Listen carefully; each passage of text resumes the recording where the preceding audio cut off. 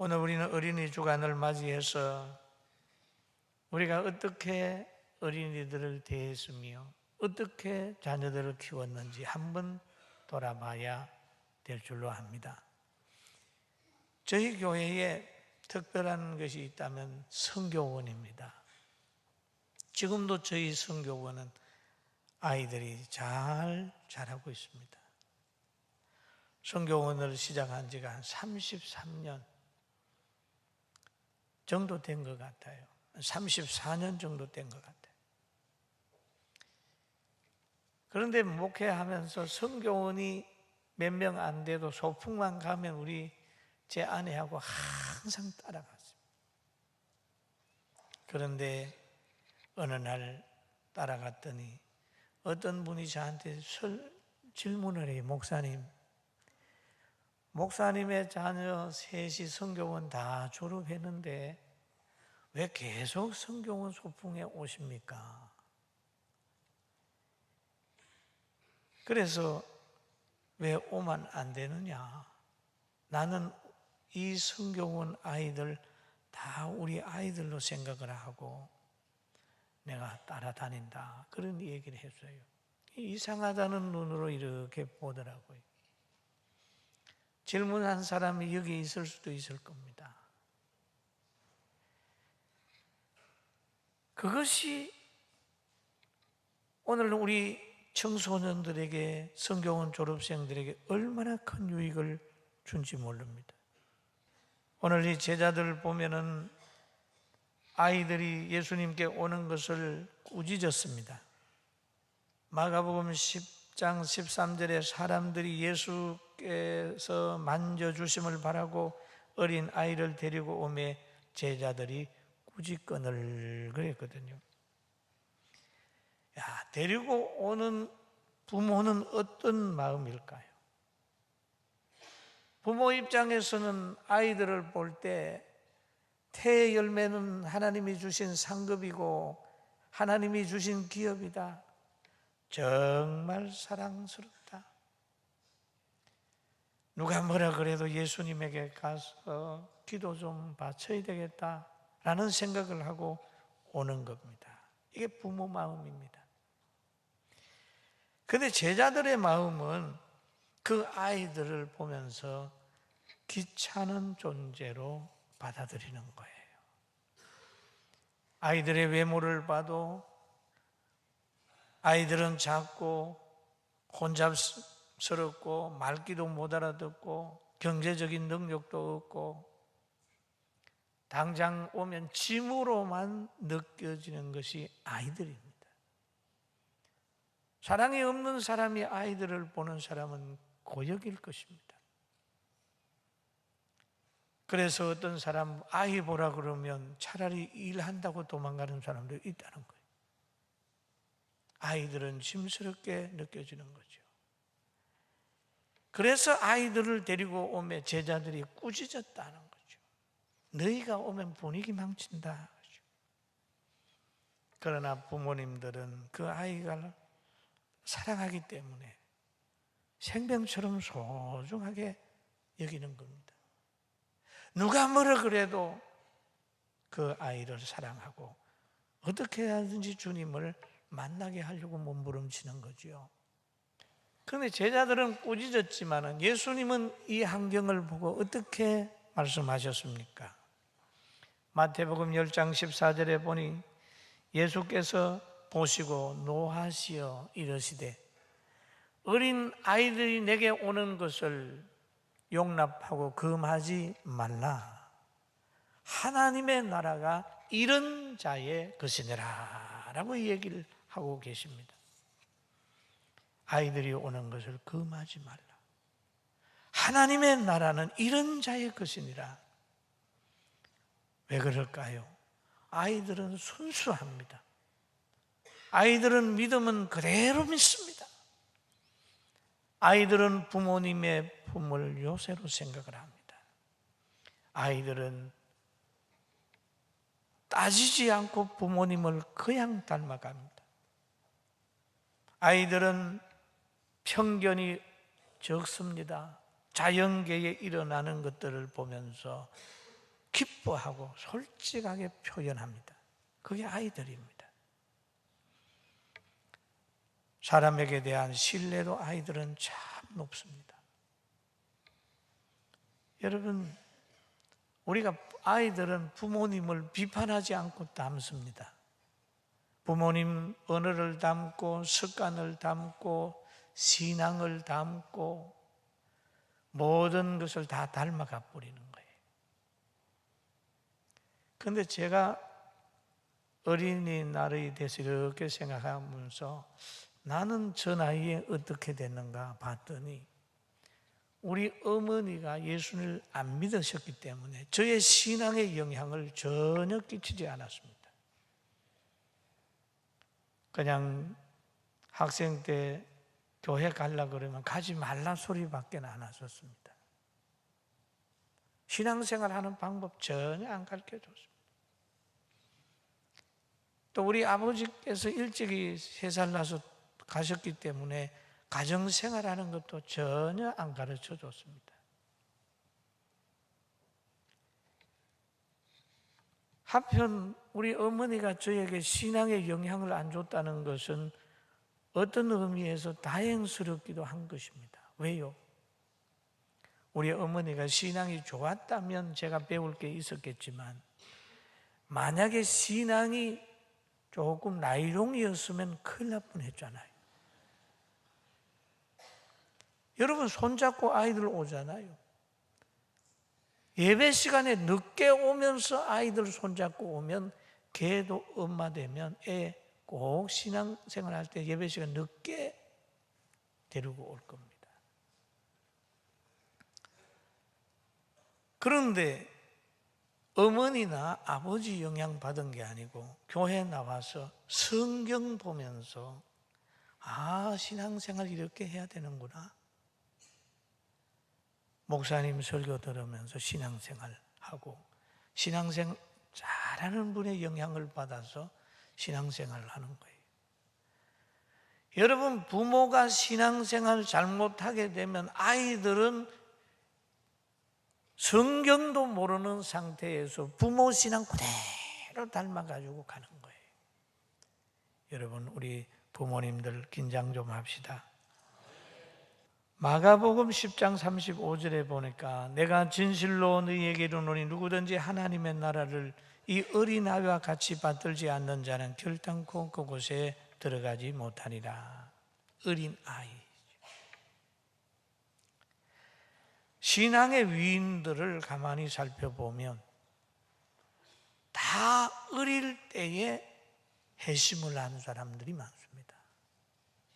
폴리갑이라고 하는 분은 얼마나 위대해요. 그런데 9살에 회심을 했어요.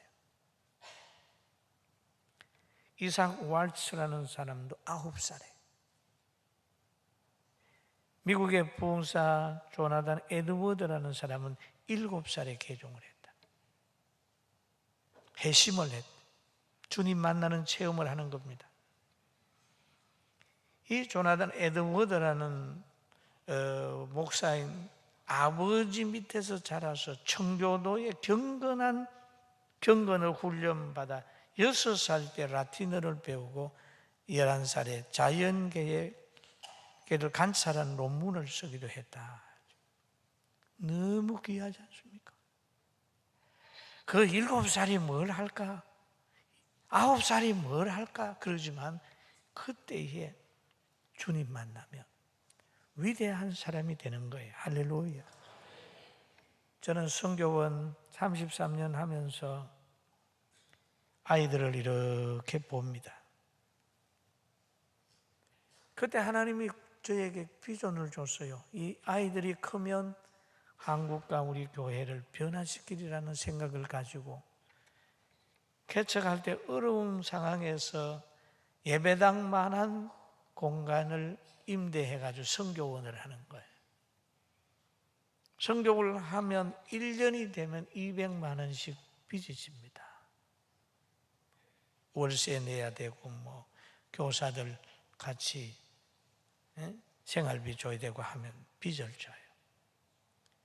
그래서 많은 사람들이 그럽니다. 성교원이나 유치원 해가지고 개척교회에 좀 경제적으로 도움이 돼야 되는데 그 교회는 자꾸 빚을 지느냐 그런 말을 하는 사람이 있습니다. 그럴 때 어릴 때 놓치면 안 되니까 성교원 합니다 라고 했는데 지금까지 하고 있습니다. 성교원에서 배운 그들이 학생, 청년, 장년이 되면서 안정된 신앙생활을 하고 행복한 삶을 만들어가는 것을 지금 보고 있습니다. 저는 33년 지났지만 지금도 성교원 원장입니다. 총회장은 그만두고 한장총 회장은 그만두는 한이 있어도 저는 성교원 원장은 그만둘 생각이 없습니다. 그리고 예수님은 자기에게 나오는 아이들을 마가복음 10장 16절에 이렇게 하셨지요. 이 어린 아이들을 안고 그들 위에 안수하시고 축복하시니라. 할렐루야. 안수하시고 축복하셨어요. 그리고 교회에 나오는 아이들을 보면은 항상 말씀으로 가르쳐야 돼요. 여러분, 닭은 모이만 주면 됩니다. 개는 밥만 주면 되고 말이나 소는 꼴을 주면 돼요. 큰 소가 되고 큰 개가 되고 큰 닭이 됩니다. 그런데 사람은 먹이만 음식만 줘가지고 되는 게 아니고 사람에게 걸맞는 지식과 인격과 가치관과 하나님의 말씀을 가르쳐야 사람다운 사람이 되는 겁니다. 할렐루야. 믿습니까? 중요합니다. 저야 그 사람이 어느 날 이런 얘기를 저에게 들려줬어요. 야, 너 교회 지었지? 예, 교회 지었지요. 그런데 그 교회를 짓고 나면 여러분 경제적으로 넉넉하지 않잖아요. 그럼 경제적으로 넉넉하지 않으면 어떻게 돼야 될까요? 장년 많이 부흥시켜야 되지요. 또 많은 사람 사업하는 사람 와야 되지요. 또 여러 가지 성도들 많이 하고 수평 이동도 좀 해가지고 자리 꽉 채우고, 그리고 마음에 안 들어도 좀 가서 이렇게 구실러서 교회 일하게 하면 좋지 않겠느냐 하는 생각이 제 마음속에 들어왔어요. 그리고 청소년 아이들 돌아보려니까 계속해서 환경도 더 만들어 가야 되고 돈도 들어간다. 현상 유지하고 작년 좀 신경 쓸까? 그런 생각도 들어오더라고요. 그런데 그건 하나님이 기뻐하는 생각이 아닌 것 같아서 어린 아이들을 위해서 더 투자하고, 또 장년들 중에서도 정말 교회에서 누가 날 돌아보지 않는다 할지라도 목사하고 함께 뜻을 합쳐서 청소년 훈련, 주일학교 교육을 위해 힘쓰는 사람 나오리라고 믿고 저는 청소년 신경 쓰기로 했어요. 아멘, 아멘. 여러분, 정말 나를 사랑해 주지 않고 우리 집에 신방 안 와도 시험 들지 말고 정말 하나님 바라보면서 하나님 중심으로 살아가는 것이 우리 모두가 행복한 거예요. 여러분, 아파트 그거보다 중요한 게 여러분 자녀입니다. 이 건물 그보다 중요한 게 어린 아이들입니다. 그리고 성도들이에요. 세상 사람의 눈으로 보면 사람은 소 한 마리 값도 안 된다는 거죠. 뭐 설렁탕 그 정도 값이지만 이게 물질적으로 보면은 그러나 하나님 편에서 보면 천하보다 귀한 생명입니다. 할렐루야. 이 가치관을 우리가 가져야 되죠. 그래서 이렇게 예수님은 아이들을 사랑하시고 축복하신 다음에 아이들에 대해서 말씀하시고 계셔요. 예배하는 아이로 가르쳐라. 또 하나님은 아이들을 만나주세요. 어리다고 버리는 거 아니에요. 사무엘이 사무엘상 3장 10절에 보니까 이런 말씀이 기록되어 있습니다. 여호와께서 임하여 서서 전과 같이 사무엘아 사무엘아 부르시는지라. 사무엘이 이르되 말씀하옵소서, 주의 종이 듣겠나이다. 하나님은 자녀들을 불러요. 11절 같이 한번 읽어볼까요? 여호와께서 사무엘에게 이르시되 보라, 내가 이스라엘 중에 한 일을 행하리니 그것을 듣는 자마다 두 귀가 울리리라. 그렇게 얘기를 하죠. 그리고 사무엘은 어릴 때부터 세마포 예봇을 입고 여호와의 전에서 하나님을 섬겼어요. 그랬더니 하나님께서 사무엘이 점점 자라며 여호와와 사람에게 은총을 입는 자녀로 만들어 주셨습니다. 그럼 우리는 자녀들을 어떻게 키워야 될까요? 성경대로 키워야 됩니다. 잠언서 22장 6절에 보니까 마땅히 행할 길을 아이에게 가르치라. 그리하면 늙어도 그것을 떠나지 아니하리라 라고 얘기를 합니다. 표정으로 가르치고, 말로 가르치고, 삶으로 가르치고, 행동으로 가르치고, 환경으로 가르치고, 가르치는 방법이 여러 가지죠. 그리고 오늘 우리 학생이 봉독한 내용 있죠. 또 아비들아 너희 자녀를 노엽게 하지 말고 주의 교양과 훈계로 양육하라. 하나님의 명령입니다. 아이들에게 좋은 지식을 가르치고 만복의 권 되시고 복 주시는 그 하나님 앞에 복 받을 수 있는 그릇을 만들어줘야 되죠.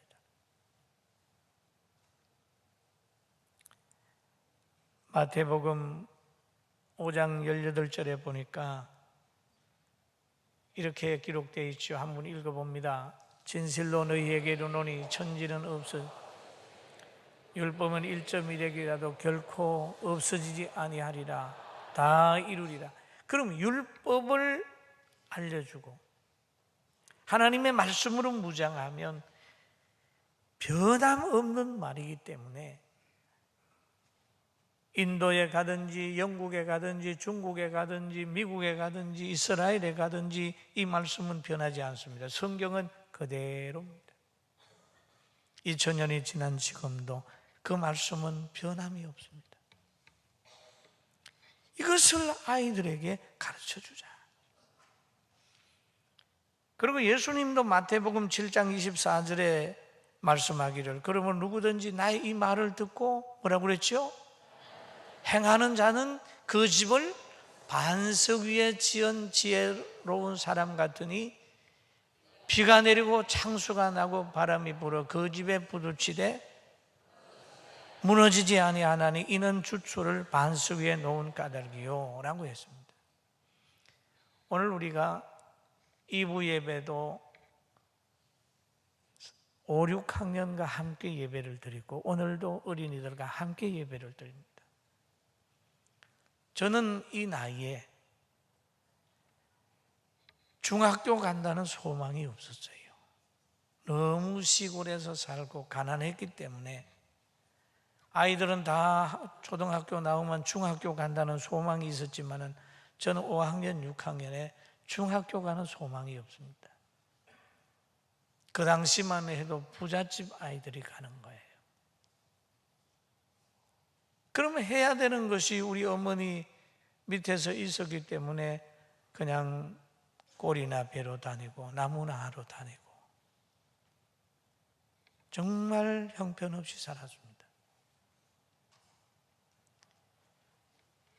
시골에서 풍교기 때문에 학교 짓는다고 해서 그곳에 가가지고 세숫대나 호미 가지고 와서 열심히 땅 파가지고 학교 짓는데 운동장 만드는 그런데 사역만 했어요. 그러다가 초등학교를 졸업했는데 중학교 못 갔습니다. 중학교 못 가고 어머니 손 붙들고 읍내에 가가지고 이렇게 어머니하고 같이 길을 가는데 갑자기 어떤 남자분을 만났어요. 우리 어머니가 알아봅니다. 학교 보니까 교장 선생님이세요. 내가 어머니 손 붙잡고 이렇게 있는데 얘는 누구예요? 제 아들입니다. 우리 어머니가 그러더라고요. 왜 학교 안 보냈냐? 저 시골에서 학교 나왔는데 와서 보니까 실력도 안 되고 학교 그렇다고 그래서 그때는 시험을 봤어요. 중학교 갈 때. 그 교장 선생님이니까 우리 학교 와서 그럼 공부해라. 그 제가 초등학교 재수한 사람이에요. 가서 열심히 공부해서 중학교 가서 쭉 이렇게 공부했는데 그때에 제가 예수를 믿은 거예요. 할렐루야. 예수 믿었어요. 그렇게 가난하고 어렵고 소망이 없었는데 중학교 들어가서 다니면서 제가 병들고 탄식하고 있을 때 예수님 만나가지고 어려운 환경을 거치면서 오늘까지 왔습니다. 여러분, 우리가 살아가는 가정 속에서 힘들었지만 우리 자녀들은 더 힘들 수도 있습니다. 잘못된 친구도 만날 수가 있고 전쟁을 경험할 수도 있고 가난을 경험할 수가 있고 악한 사람들에 의해서 뭔가 공격을 받을 수도 있어요. 우리 자녀들의 미래의 영역은 우리가 보호할 수 있는 영역이 아니고 하나님의 절대 주권 속에서 붙들려 있어야 될 그런 아이들이. 그러면 이런 아이들이 어떻게 자라기를 우리가 준비시켜 줘야 되느냐? 하나님의 말씀을 듣고 행하는 자는 그 집을 반석 위에 지은 지혜로운 사람 같으니 그랬죠. 그 아이들의 인생이 지혜로운 사람으로 반석 위에 집 짓는 사람으로 비가 내고 창수가 나고 바람이 불어도 쓰러지지 않는 집으로 집을 짓는 것처럼 인생을 그렇게 살아갈 수 있도록 우리가 도와줘야 되는 거죠. 믿습니까? 믿습니까? 도와줘야 돼요. 그런데 우리가 신앙생활 하면서 내가 신앙생활 잘하는지 못하는지 기준 자체가 희미하기 때문에 우리는 갈등할 때가 많습니다. 여러분 가족 중에 진정 여러분의 가족이 누군지 아십니까? 엄마가 또는 아버지가 아프다고 할 때 자녀가 아파하는 마음을 가지고 있으면 그 아이들은 진짜 자녀입니다. 남편이 몸이 아파 힘들어할 때 그 아내가 같이 아파하면서 건강을 위해서 함께 기도하는 아내라면 진짜 아내입니다. 그런데 남편이 병들어 죽으려고 할 때 젊었을 때 빨리 죽으세요. 오래 하지 말고 빨리 가요. 한 살이 더 일찍 가야 내가 어디로 갈 거 아니에요. 그러면 그 아내는 가짜요, 진짜요? 그 아내는 좋은 아내 아니잖아요. 아니, 그래야 안 그래요? 마찬가지잖아요. 아내가 아프가지고 힘들어 있는데 남편이 좀 빨리 가면 좋겠다. 이러면 진짜 아닙니다. 가족은 서로 아픔을 같이 하는 거예요. 이 가족이에요. 마찬가지입니다. 그리스도 안에서 예수 안에 있는 사람은요, 교회가 욕을 먹을 때 신령한 가족은 아파하는 거예요. 성도들이 어려움 당할 때 잘했다, 그게 아니고 내가 어려운 일 당하는 것처럼 아파하는 거예요. 누가 교회를 막 욕하고 그럴 때 마음속에 불편함이 있어요. 아파하는 거예요. 그게 크리스찬이에요. 목사가 어디서 욕을 먹는다 그렇게 생각할 때 같이 욕하는 사람은 가짜예요. 왜? 그리스도 안에 지체인데, 한 지체가 아파하면 같이 아파하는 게 정상인데 같이 맞아 그런 거는 무늬만 가족이지 진짜 가족은 아닙니다.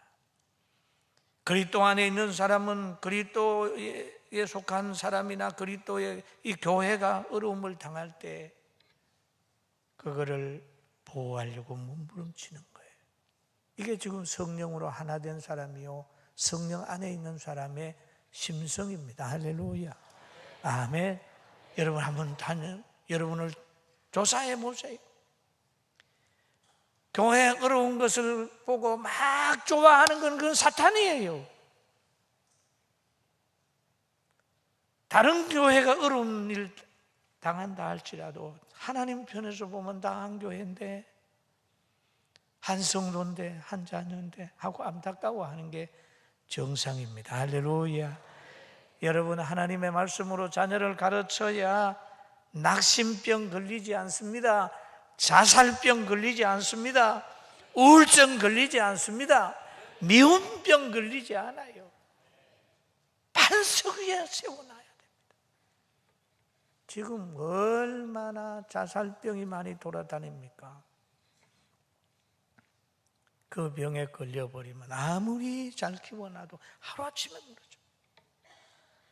자녀들을 반석 위에 세우는 지혜자들 다 되시고 예수님의 마음으로 어린아이들을 사랑할 수 있는 복이 우리 모두에게 있게 되기를 주의 이름으로 축원합니다. 기도하겠습니다.